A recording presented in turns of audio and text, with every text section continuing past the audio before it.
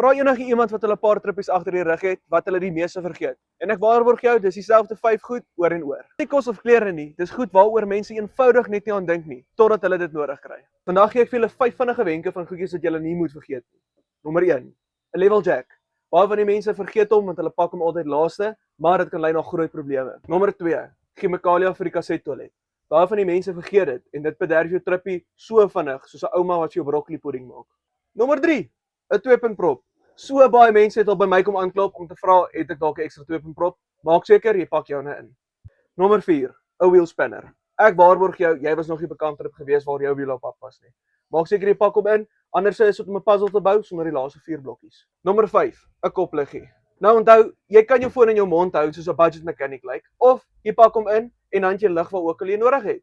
Baie dankie dat julle die video gekyk het. Dit was my top 5 goedjies gewees wat ek altyd vergeet te bekant. En maak seker julle laat weet ons in die comments as daar nog enigiets is wat ons vergeet het.